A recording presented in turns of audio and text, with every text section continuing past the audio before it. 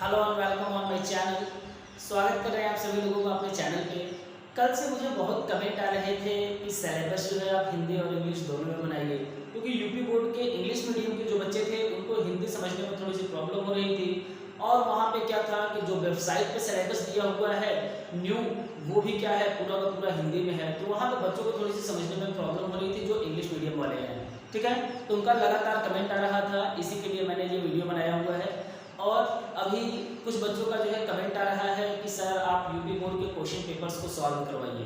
तो ध्यान दीजिए, अभी जो प्रीवियस ईयर्स के पेपर हैं वो क्या है आपका प्रीवियस सिलेबस और प्रीवियस पैटर्न पे बने हुए हैं, ठीक है ना। लेकिन जब से आपका सिलेबस चेंज हो गया है उसके अकॉर्डिंग क्या है अभी न्यू क्वेश्चन पेपर का अपडेट वगैरह नहीं आया है।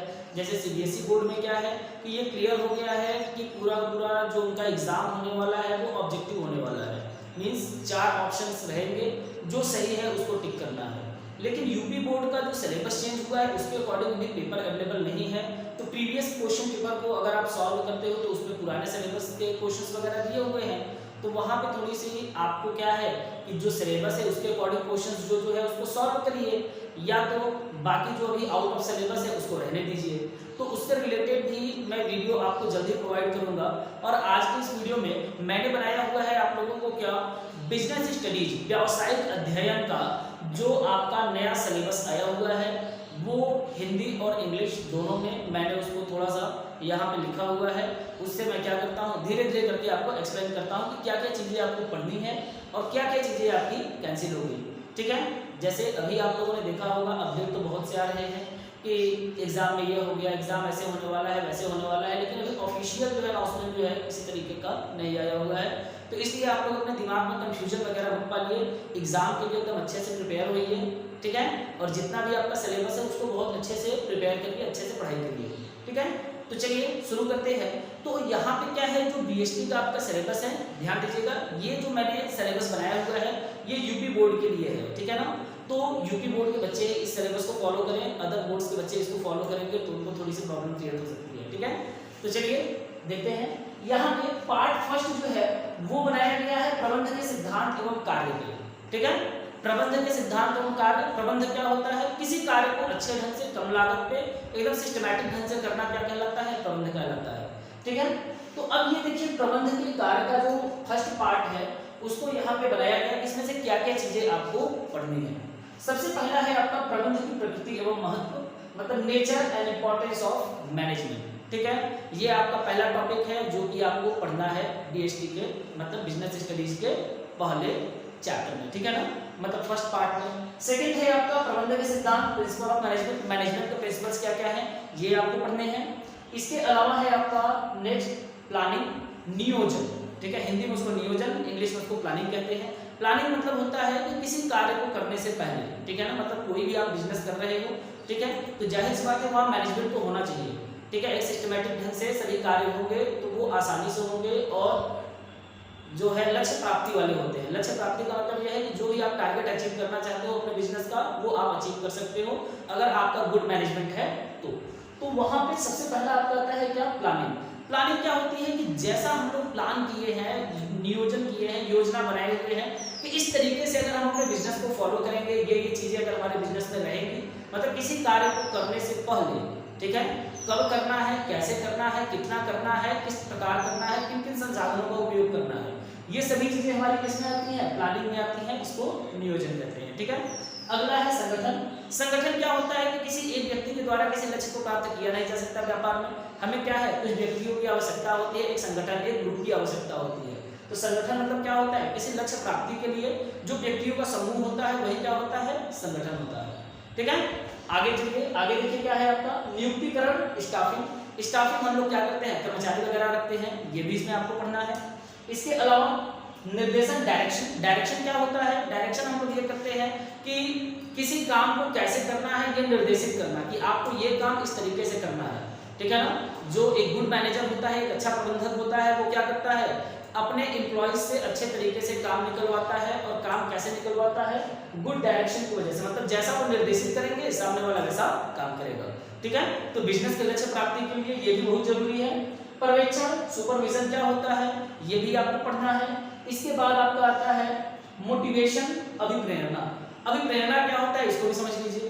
अभिप्रेरणा मतलब होता है कि किसी व्यापार के जो भी कर्मचारी या आपके संस्था के एम्प्लॉई हैं उनको उनके कार्य के लिए प्रेरित करिए और उनको हमेशा समय समय पे ये ध्यान दिलाते रहिए कि you are very important for us, आप हमारे लिए बहुत ही क्या है महत्वपूर्ण हैं, और उनके काम के लिए उनको हमेशा शाबाशी दीजिए। ठीक है, यही होता है कि आपका मोटिवेशन। अब इसमें मोटिवेशन में आता है कि पैसे में मतलब गैर मौद्रिक और मौद्रिक। मौद्रिक मतलब ये होता है कि आप मोटिवेशन के लिए उनको क्या करते हैं, सैलरी में कुछ बोनस वगैरह या कुछ गिफ्ट वगैरह इस तरीके से देते हो तो वो कहलाता है मौद्रिक अभिप्रेरणा।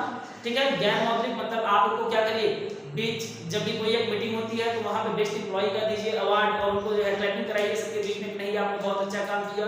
तो इससे क्या होता है, एम्प्लॉय का दिमाग जो है थोड़ा सा और अच्छे से इंप्रूवमेंट होता है कि संस्था हमारे बारे में इतना सोचती है तो हम इस संस्था के बारे में सोचें।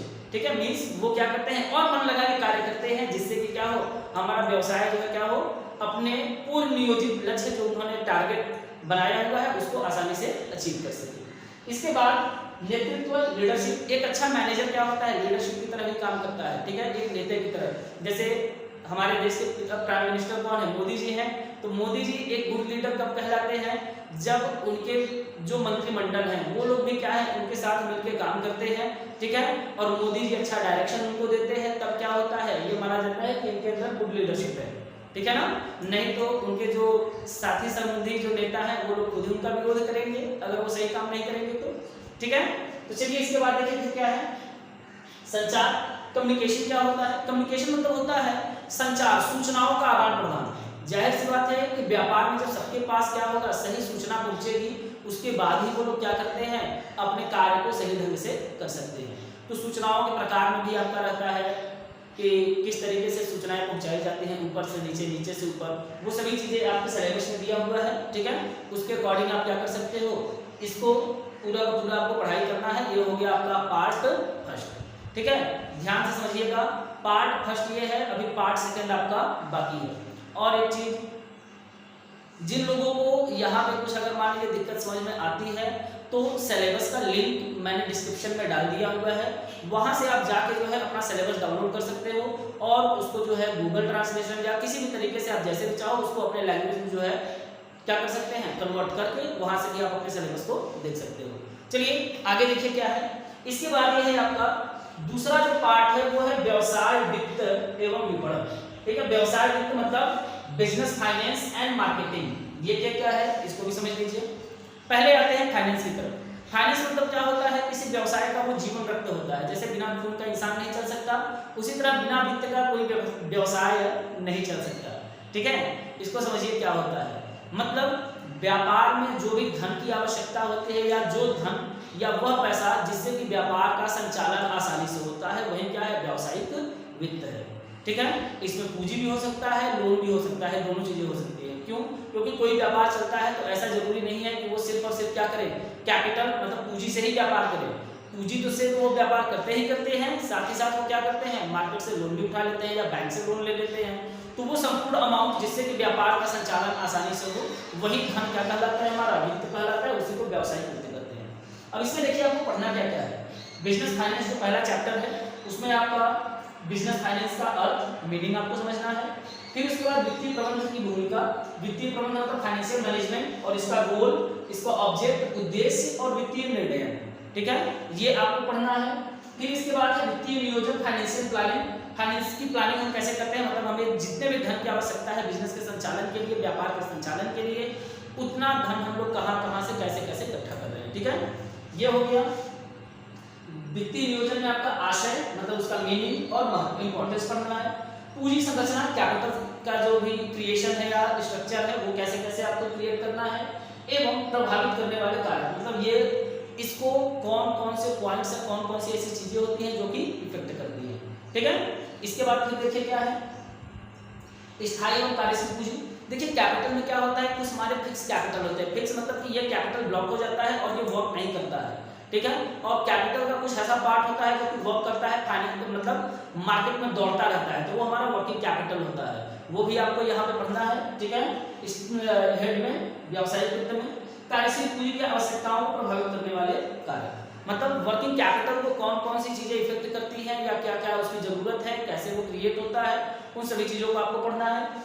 फिर आगे दिया है वित्तीय बाजार, फाइनेंशियल मार्केट, ठीक है। ये भी चैप्टर आपको पढ़ना है, टॉपिक पढ़ना है पूरा, और इस चैप्टर में क्या क्या टॉपिक पढ़ना है इसको भी समझ लीजिए, ठीक है ना। मतलब ये तो आपका चैप्टर है, इस चैप्टर में इतने इतने टॉपिक आपको पढ़ने हैं, इस चैप्टर में इतने टॉपिक पढ़ने हैं, इस चैप्टर में इतने टॉपिक पढ़ने हैं, इसके अकॉर्डिंग जो है मैंने यहाँ पे लिखा हुआ है, ठीक है। देखिए आगे फिर क्या है, फाइनेंशियल मार्केट में दिया हुआ है आपका आशय, अवधारणाएं, प्रकार, ठीक है। मतलब मुद्रा बाजार और पूंजी बाजार, मतलब कैपिटल मार्केट और मनी मार्केट, ये भी आपको पढ़ना है। फाइनेंशियल मार्केट का मीनिंग क्या होता है ये भी आपको पढ़ना है। फिर इसके बाद आपका क्या है, प्राथमिक बाजार, द्वितीयक बाजार और शेयर बाजार, मतलब प्राइमरी मार्केट क्या होता है, सेकेंडरी मार्केट क्या होता है और शेयर मार्केट क्या होता है, ये आपको पढ़ना है। फिर इसके बाद भारत का राष्ट्रीय शेयर बाजार, मतलब जो इंडिया का नेशनल शेयर मार्केट है, ये इसका परिचय मतलब इंट्रोडक्शन, उद्देश्य, ऑब्जेक्ट और बाजार खंड, जो मार्केट के पार्ट्स वगैरह है, ठीक है, उसको यहाँ पे पढ़ना है। इसके बाद क्या है, भारतीय अधिपत्र दावा पटल शेयर बाजार, इसका आपका नेम होता है OTCEI, ये भी आपको पढ़ना है पूरा डिटेल में। फिर है भारतीय प्रतिभूति एवं विनिमय बोर्ड, ठीक है, ये क्या होता है, सेबी। सेबी आप सभी लोगों ने सुना होगा फिल्मों में और इधर उधर। सेबी क्या होता है, जो भी कंपनीज वगैरह होती हैं उनके ट्रांजैक्शंस पे ये नजर रखते हैं कि कोई ऐसा इलीगल काम तो ये नहीं कर रहे हैं या कोई ऐसा इलीगल ट्रांजैक्शन वगैरह तो नहीं कर रहे हैं जो देश के हित में नहीं है। मतलब सेबी क्या करता है, सभी कंपनियों की गतिविधियों की जांच पड़ताल करता है, उनके लेन देनों की जांच करता है, कितना टैक्स पे कर रहे हैं, कितना रिटर्न कर रहे हैं, क्या क्या उनकी पॉलिसीज हैं, कैसे कंपनी ग्रोथ कर रही है, कोई इलीगल वगैरह जो नियम कानून है उसको तो फॉलो नहीं कर रहे हैं, यही सब काम जो है सेबी का है, ठीक है। फिर इसके बाद जो लास्ट टॉपिक है आपका पढ़ना वो है उपभोक्ता संरक्षण, कंज्यूमर प्रोटेक्शन, ये भी आपको पढ़ना है, ठीक है। कंज्यूमर प्रोटेक्शन में आपको क्या क्या पढ़ना है, आशय, महत्व, ठीक है, इसका इंपॉर्टेंस वगैरह पढ़ना है, इसका मीनिंग पढ़ना है, उपभोक्ताओं के कानूनी संरक्षण और उपभोक्ता संरक्षण अधिनियम 1986। ध्यान दीजिए, उपभोक्ता संरक्षण मतलब कंज्यूमर प्रोटेक्शन एक्ट आपका 1986 बना हुआ है, उसके अकॉर्डिंग कंज्यूमर्स के क्या क्या राइट्स होते हैं, क्या क्या उनको प्रोटेक्शन मिलती है और इसके अलावा उनके पास क्या क्या ऐसी गतिविधियां हैं या कौन कौन से ऐसे पॉइंट्स वगैरह हैं जिसकी वजह से अगर उनके साथ कोई धोखा होता है तो वो अपने आप को सेव कर सके और जो भी उनका पैसा बर्बाद हुआ है उसको वापस वो क्या कर सके, ले सके, जो है केस के थ्रू, ठीक है। तो इसमें देखिए क्या लिखा गया है, परिचय मतलब इसका इंट्रोडक्शन आपको पढ़ना है। फिर इसके बाद है उपभोक्ताओं के अधिकार, मतलब उपभोक्ताओं के क्या क्या अधिकार है, कंज्यूमर्स के क्या क्या राइट्स हैं, ठीक है, और उनकी लायबिलिटीज क्या क्या है, ये आपको पढ़नी है। फिर इसके बाद है उपभोक्ता संरक्षण के तरीके एवं साधन, मतलब कंज्यूमर प्रोटेक्शन के क्या क्या तरीके हैं, मतलब टाइप्स हैं, और साधन मतलब क्या क्या ऐसे जो है पॉइंट्स हैं या कौन कौन से ऐसे एलिमेंट्स वगैरह हैं जिसको कि फॉलो करते हुए हम कंज्यूमर के प्रोटेक्शन करते हैं, मतलब कंज्यूमर को। आगे है उपभोक्ता संरक्षण अधिनियम के अंतर्गत शिकायत निवारण एजेंसियां, मतलब उपभोक्ता संरक्षण मतलब कंज्यूमर प्रोटेक्शन एक्ट के अकॉर्डिंग, ठीक है, आपका जो भी शिकायत वगैरह आता है कि इस कंज्यूमर के साथ धोखा हो गया या इस कस्टमर के साथ धोखा हो गया, ठीक है, तो उसके जो है निवारण के लिए कौन कौन सी एजेंसियां कैसे कैसे वर्क करती हैं, जैसे जिला के लिए अलग है, लोकल के लिए अलग है, इन सब चीज़ों के लिए अलग अलग जो है एजेंसियां समितियां बनी हुई हैं, वो सब आपको फुल डिटेल में पढ़ना है। फिर इसके बाद है आपका उपभोक्ता संगठनों एवं गैर सरकारी संगठन की भूमिका, मतलब उपभोक्ता संगठन मतलब कंज्यूमर्स का जो ऑर्गेनाइजेशन है या ग्रुप है उसका, और गैर सरकारी संगठन मतलब कुछ जो नॉन गवर्नमेंट है ऑर्गेनाइजेशंस, उन लोगों की क्या क्या व्यवस्थाएं हैं, किस किस तरीके से वो लोग वर्क करते हैं, किस तरीके से प्रोटेक्शन करते हैं, इन सभी चीज़ों को आपको डिटेल में पढ़ना है। तो ये हो गया आपका क्या, बिजनेस स्टडीज का पूरा सिलेबस जो कि आपको पढ़ना है। लेकिन अब बात ये आई कि ये तो 70% ही है, तो 30% क्या क्या रिड्यूस हुआ है आपका, इसको भी देख लीजिए। इसमें सबसे पहले आपका जो चैप्टर कटा हुआ है 30% रिड्यूस, मैंने ये भी यहाँ पे लिख दिया हुआ है जिससे बच्चे थोड़े से कंफ्यूज वगैरह न हो। पहला दिया हुआ है आपका क्या, व्यावसायिक पर्यावरण, बिजनेस इन्वायरमेंट। बिजनेस इन्वायरमेंट में आपके जो भी पॉइंट्स हैं वो पूरा का पूरा चैप्टर काट दिया गया है और वो इस बार आप लोगों को नहीं पढ़ना है, ठीक है। फिर इसके बाद सेकेंड है विपणन मार्केटिंग। मार्केटिंग देखिए नाम सुनने में तो छोटा सा लग रहा है लेकिन इसमें बहुत से पॉइंट्स हैं, ठीक है। मार्केटिंग क्या होता है, ठीक है, मार्केटिंग में आपका ब्रांडिंग आता है, पैकेजिंग आता है, ठीक है, सेल प्रमोशन वगैरह आता है। इसके अलावा एडवर्टीजमेंट वगैरह आता है, मतलब विज्ञापन वगैरह, तो उन सभी चीज़ों को कट कर दिया गया है आपके सिलेबस से, और वो चीज़ आप लोगों को नहीं पढ़ना है, ठीक है ना। मतलब मार्केटिंग मतलब ये नहीं है सिर्फ मार्केटिंग है, मार्केटिंग में जितनी जितनी भी चीज़ें हैं उन सभी चीज़ों को यहाँ से कैंसिल कर दिया गया है, वो आपको इस बार पढ़ना नहीं है। इसके बाद लास्ट है उद्यमिता विकास, एंटरप्रेन्योरियल डेवलपमेंट, ठीक है। उद्यमिता विकास मतलब कोई उद्यमी जैसे जो साहसी होता है, ठीक है, मतलब जो व्यापारी होता है, जो कि क्या करता है, श्रम साहस पूंजी और प्रबंधन की व्यवस्था करता है, वह साहसी कहलाता है, उसी को उद्यमी कहते हैं। तो उनका डेवलपमेंट कैसे होता है, मतलब वो व्यापार में किस तरीके से अपना डेवलपमेंट करते हैं। कोई भी एक पुराना जो व्यापारी होता है वो हमेशा नए नए मार्केट में जैसे जैसे चेंजेस आते रहते हैं, उसके अकॉर्डिंग क्या करते हैं, वो अपने व्यवसाय का स्वरूप, आकार, प्रोडक्ट, इन सभी चीज़ों को बदलते हैं और मार्केट में कंपटीशन वगैरह फेस करते हैं, ठीक है। क्योंकि मार्केट क्या है, हमारा कंपटीशन का जो है जगह है, ठीक है ना। वहाँ अगर आप जो है विविधता नहीं लाएंगे, चेंजेस वगैरह नहीं लाएंगे, पुरानी पद्धति में अगर आप चलना चाहेंगे तो ऐसा पॉसिबल नहीं है, आपका बिजनेस ठप हो जाएगा।